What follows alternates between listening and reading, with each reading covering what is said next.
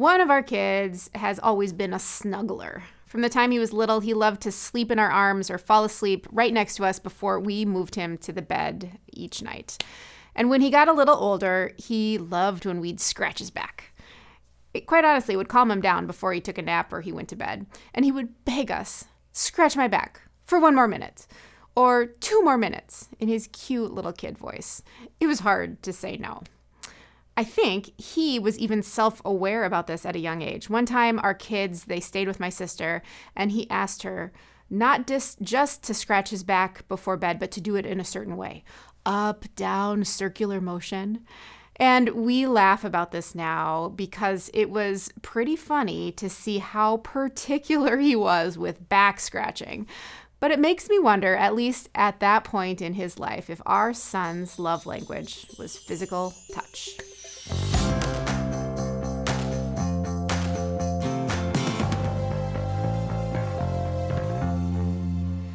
Thank you, everybody, for joining us this week on The Daily Dose. My hope is that by looking together at Gary Chapman's book, The 5 Love Languages, that it at least made you curious about the ways the people in your life receive love.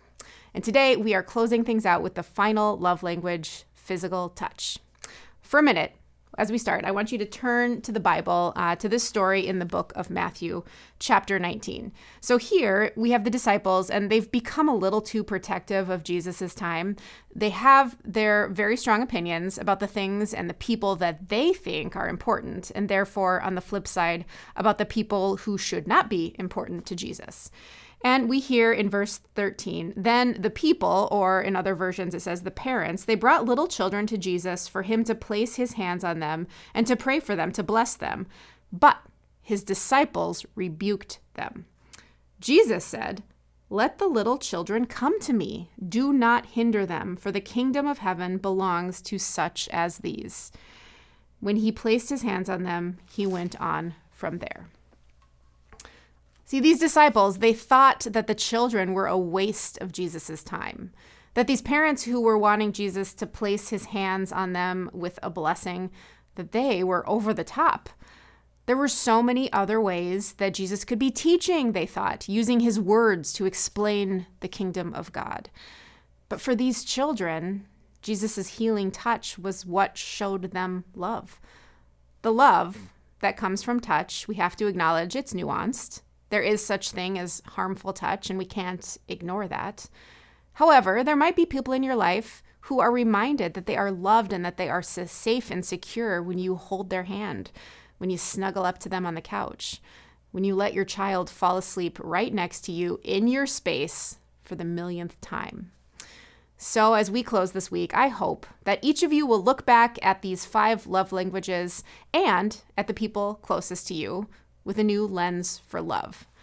I realize that your relationships with your spouse or your children, with your parents or your close friends, I realize that they're unique. And you might also hear these 5 categories: words of affirmation, receiving gifts, physical touch, acts of service, and quality time.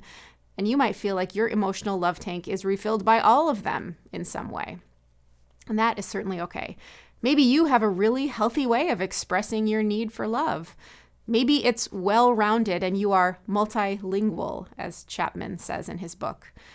But I hope you also pause to think about other people in your life.